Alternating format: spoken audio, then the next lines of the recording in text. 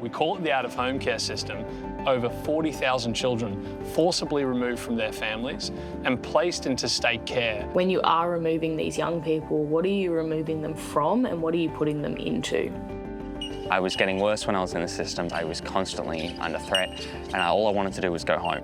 I've had children in my care that have had 20 placements, so it's actually setting these kids up to fail. There is a movement that's coming, having a care system, and that our life isn't controlled by all of this paperwork and bureaucracy. It drives this fire inside of me, Like, I just want to be able to walk beside these kids. What that young person needed was just someone to show up for them repeatedly and go, hey, I got you.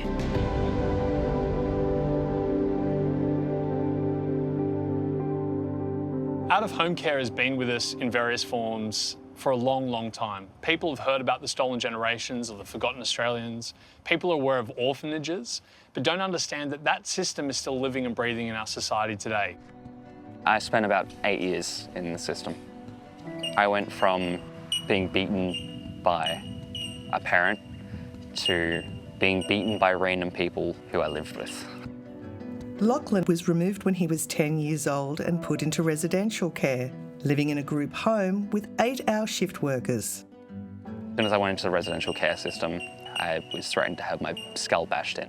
I had bong water tipped over my head. They go, oh, come in and you'll take care of this kid who's been through like all this trouble, but you can't get close to him. You can't tell him anything about your life. You can't, have any kind of relationship with him. Like, you can't even give him a hug. Before his removal, Lachlan lived with his mum, who was in a long, protracted custody battle with his dad, Jacob. So 5.5 years, we constantly battled for custody. Lachlan, unfortunately, had a very sad upbringing. He was brought up in a very abusive home. My biological mother used to hit us with a piece of picket fence that she called the paddy whacker. I have scar tissue build up. That's from being beaten very regularly. We were incredibly malnourished, clothes that were too small, torn. They were skin and bone, filthy dirty, not going to school. And then Lachlan was self-mutilating. And we just decided one day that these kids were going to be better off with us. My dad's always been my greatest fighter and advocate. He's always fought for me. We kept fighting, we kept fighting, we kept fighting. In 2012, we were finally granted full custody of the children. At 9 years of age, Lachlan and his siblings went to live with their dad and stepmum. You win custody and you go, like, the battle's over. It's great, like, we've won. But I was diagnosed with PTSD psychosis. So it got to the point where if I got too overwhelmed or angry, I would actually black out. That's when the really, really violent outbursts started to come out, and he didn't know. He was just so young and he didn't know where these outbursts were coming from, and we were just at a loss. We just didn't know what was happening. He reached out to multiple companies asking for mental health supports. I rang them and asked them, like, what do I do? I need help. Apparently, every time I was ringing these organisations, they were automatically ringing FACS and reporting it. As you can imagine, FACS got flooded with all these reports over the span of a week. And they're mandatory reporters to DCJ. So the father was calling up asking about mental health supports because his kid was suffering from PTSD after an abusive situation. It made a decision that Lachlan was going to be removed by FACS. And then, out of the blue, it came out, and Lachlan divulged to the counsellor everything, all the abuse that he had been through and the things that had happened to him at the hands of his mother. And it's...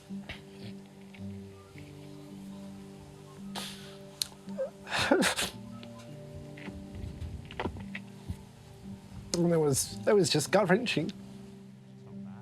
We got into the courtroom, so it didn't matter what I said, how much I jumped up and down, he was placed into the care of the minister on that day. So, take away all parental rights from my father and make me permanently in the care system until I turned 18.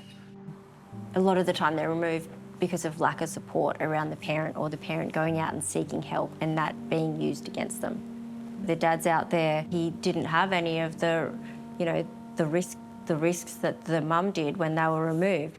Beck works with a peer-to-peer support group that advocates for parents who've had their kids removed. This whole system is designed to shame parents, and shame really takes away any belief a parent has in themselves. And without that belief or that hope, parents' voices are really shut down in this system, but children's voices are shut down even more. I constantly told carers, caseworkers that I just wanted to go home to my dad. I was getting worse when I was in the system. I was in dangerous situations. I was constantly under threat, and all I wanted to do was go home. My dad was fighting for me too. When children are removed, there's no support for parents, and they get lost in this really confusing system. It's really important that we provide a space for parents to not feel alone, to feel like they're actually listened to and they're actually really heard. When Beck sought help for domestic violence, her daughter was removed. With legal support, she got it back and now helps other families. They get almost no support to keep their kids safe. They ask for help and their kids are removed.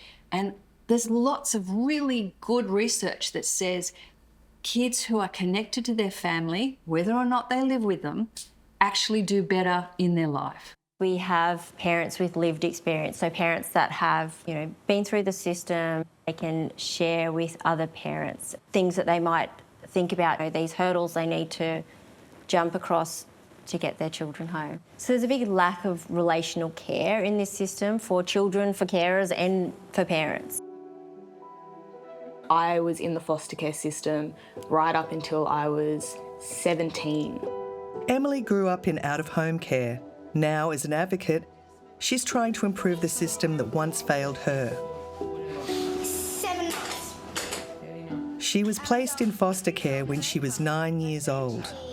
And he's already had grandchildren. I didn't have just one traumatic event that happened in my childhood. It was from birth till 9 years old that I was going through biological family trauma. I think by the time I turned 18, I was sexually assaulted by 9 different men. I was going through all of these dark emotions sitting in the depths of my soul, being like, what is my reality? Why did I not receive love as a child? Lots of fear, lots of shame, actually. Shame was probably what I felt most. And I always had like this really deep fear. I was like, is this gonna always be who I am? Emily grew up in Armidale. At 9 years of age, she was removed, separated from her siblings, entering a constant revolving door of foster care. The realistic nature of it was I was so depressed. I was so depressed. The year before I fell pregnant with my son, I had my first suicide attempt and genuinely just wanted to leave the world. I was 15 when I found out I was pregnant, and it was about a week or so before my 16th birthday. It was crazy. Still went to school. Here we go. He's now 10. And maintained my relationships with people so that I could raise this child. Ready, let's do a screamy face. He came to school with me for 2 years, graduated with me, came to my formal, little curly-haired boy, darling he is. There was a lot of fear when I had my son. And I had this system looming over me that already removed me from my family and was pressuring that they were going to take my son too. I know, that's normal, dude. Home was even boring when I was a kid. My son was about 6 months old when I finally decided to move out of the foster care system. Only going to be a sweet little boy for so long.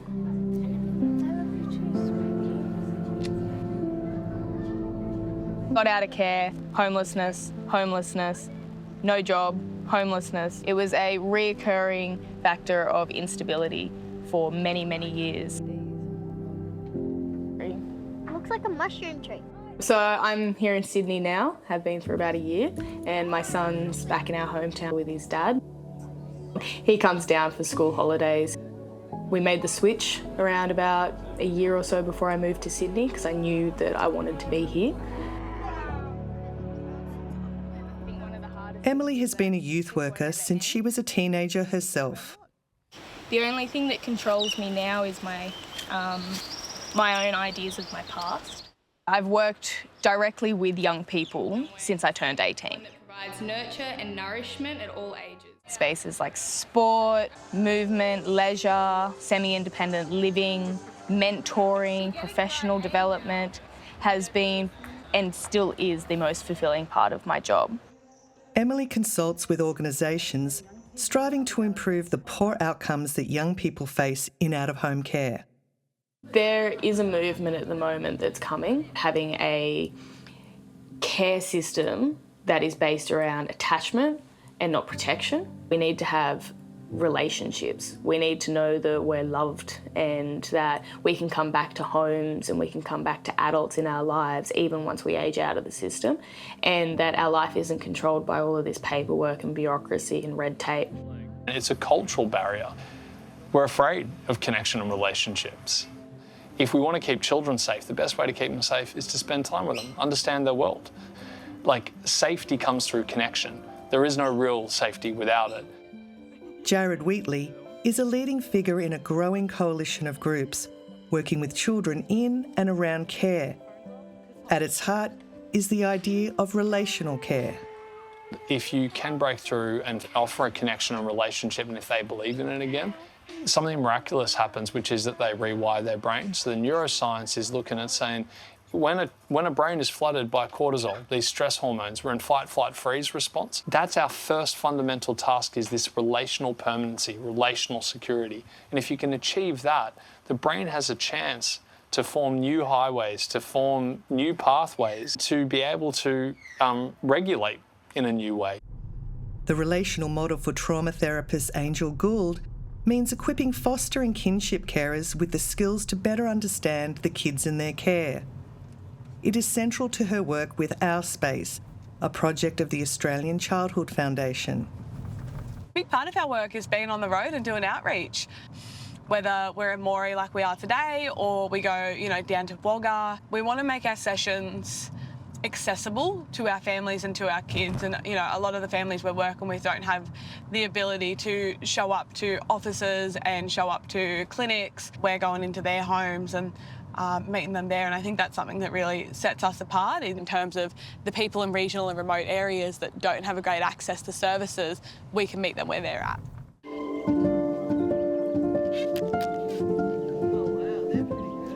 The goal is to build a better understanding of complex trauma. Instead of viewing kids' behaviours as bad behaviours, we want carers to be able to understand that these behaviours are kids' ways of trying to tell us something. And it takes a lot of really deep listening to understand exactly what that is. Play is the essence of how kids communicate. So it's really important that we're demonstrating with parents how to play with kids. But play is a tool for communication, allowing children to process that trauma. I think relational care for me is about bringing in all of the adults and all of the safe people around a child with the skills to support them long term. Kids that are in out-of-home care often haven't experienced any co-regulation in their childhood, and then they're removed and they're put into a carer's home and expected to know how to self-regulate. So our job is to, one, co-regulate with them in a way that makes them feel safe, and then teach the carers how to do that. It's fight, flight, freeze. I'm able to bring a lot of my lived experience into the role, one as an Aboriginal woman, but two as someone that's had very constant child protection surveillance throughout my whole life, like a very constant child protection surveillance in our family, knowing firsthand what it feels like to lose family and therefore lose culture and a sense of belonging and connection. I think I feel very strongly, like it drives this fire inside of me, like I just want to be able to walk beside these kids, and I want to support them in a way that I wish someone had maybe supported me or my nieces, my nephews, my sisters. It's that human connection that I think we really, like my family really missed out on learning about and understanding because of so much of the intergenerational trauma they've experienced. Understanding and working with trauma is key in this new relational care model. Jared Wheatley founded the group PIC, Professional Individualised Care. What we're doing is placing a child with a professional therapeutic carer, so a social worker, counsellor, therapist, and usually that child actually lives with them in their home. Cody Brady is a PIC foster carer. He and his partner live in a small, close-knit regional town in New South Wales. Knowing how many young people were in residential facilities without loving families, literally in and out of houses, and I've had children in my care that have had, 20 placements and it hasn't been thought through, so it's actually setting these kids up to fail. Good boy. That's very brave, mate. So the young person in my care at the moment come into our care about 18 months ago. He came from a residential facility. He was in that facility for 3 years. So there was, incidents reported where there was behaviours and issues with regulation. Whoa, action shot. We know with all young people that have faced trauma, their neuropaths are damaged and it takes a little bit extra to be able to regulate these kids. But we have seen an amazing change in such a short amount of time and none of those behaviours really show. He's a beautiful 8-year-old boy, and we have a little tantrum, but that's what kids do. Like any foster carer, any person out there, I know that they've had a rough trot, but don't let that rough trot define them. And it's not just generational, it's multi-generational difference. Does that mean this medal is old now? And I'm prepared to invest in these young people. It's something that you do sign up for. It's not just to these young people who are 18, it's lifelong relationships. Towel. Very good. We're very community orientated, so a young person has really flourished in this community and the community has wrapped their loving arms around him as well. We go to multiple businesses and shops and gives everyone a cuddle and high five. Strawberry. Thank you. The community has shown us love and support. Makes our job a lot easier as well. He's quite well known. He's a bit of a celebrity in town, and people have just embraced him. So by intervening and trying to help them undo their trauma and setting these kids up to help not just survive but thrive. What I found with the relational model is, I went from having this mindset of being a therapist to actually just being a big sister. Steph works with horses to provide therapeutic support for children both in and out of home care. Working with horses is a beautiful dynamic because we're working with herd animals, which often are flighty or they're prey. And if we look at trauma in a young person, that's also how they are. We come into the paddock and we notice where the horses are, and then we're going to start with a meditation or a grounding. But we're building awareness around how can we bring ourselves into the moment now rather than staying up in our minds, which is projecting an energy onto the herd. Today, Steph is working with Zoe and Anastasia, regulars to the paddock.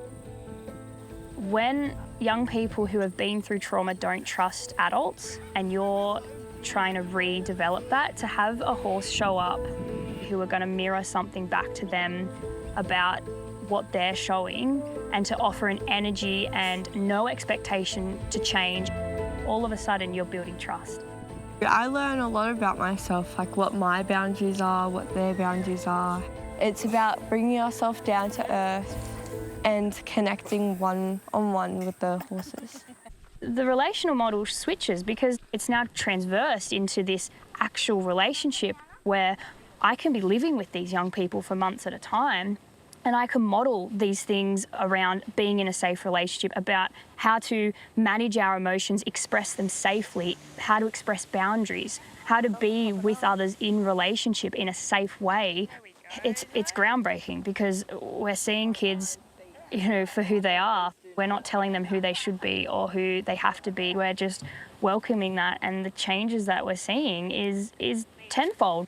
What that young person needed was just someone to show up for them repeatedly and go, hey, I got you. Today, Emily's returning to her hometown. It's taken years to overcome her trauma. You disappear for a long time, come back and try to convince everybody that you've changed, and it's really hard to repair. The complexities of my trauma were insane. Because I stayed in the system, I had funding put to my psychological stuff when I was ready and secure. Oh, you got me! You got me good! It wasn't until I actually turned 25 where I was no longer homeless and I was in my own place and I had a secure job, so I had things to fall back on when I started processing all of this traumatic stuff. After trying many therapies, the game changer for Emily was EMDR, eye movement desensitization and reprocessing. He's really helped reprocess the triggers that I had. Okay, let's name these feelings, let's name these traumas, let's work through it and try and put colour back into the memory. A local champion of relational care is Bernie Shakeshaft.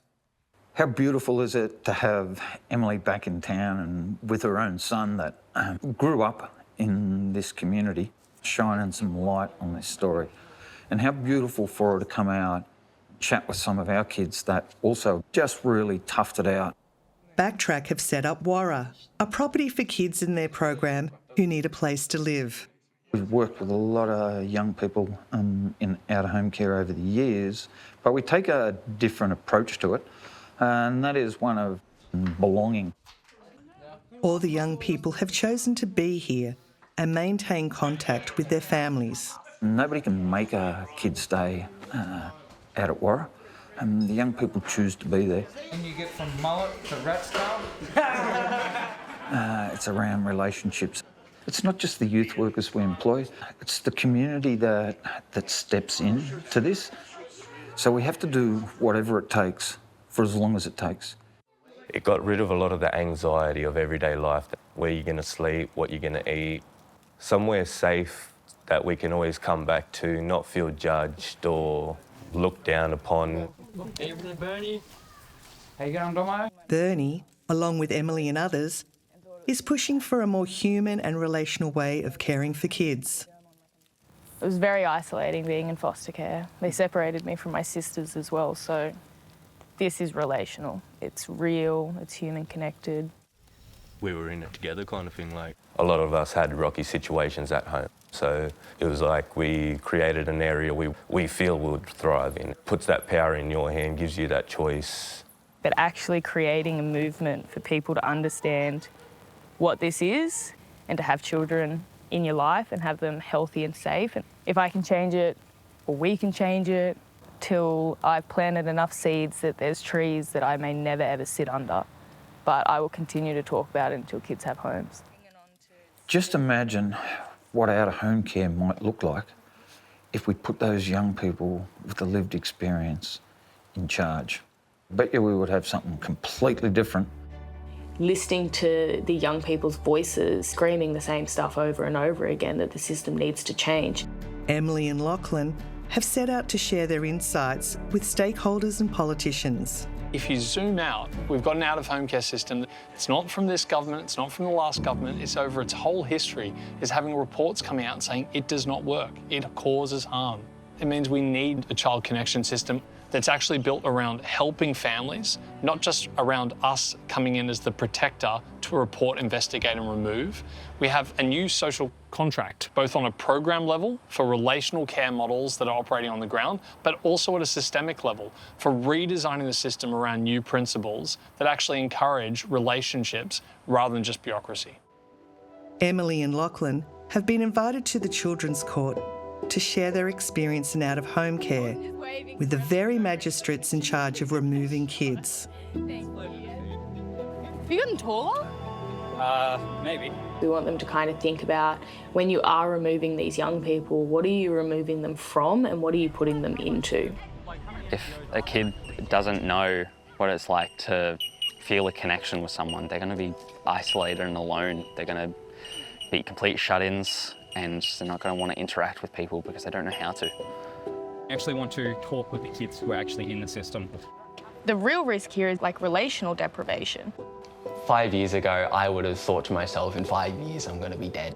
It was quite strange going from somebody who had absolutely no control over their lives, where they lived, who they could talk to, who would be watching over them, to now being somebody who can inform the people who make these decisions to make better decisions. How do we make relationships for young people last, and how do we give them the skills and the understanding of how to actually be human beings in a human world? Emily and Lachlan's work has helped shape public opinion. Today I'm going to the Central Coast Youth Awards. Hey, thanks for coming. I am very lucky. I've been nominated for this work that I did with Advocates for Children and Young People on their Cage to Cage report. The Cage to Cage report featured testimonies from young people in the out-of-home care system, driving calls for critical reforms across the sector.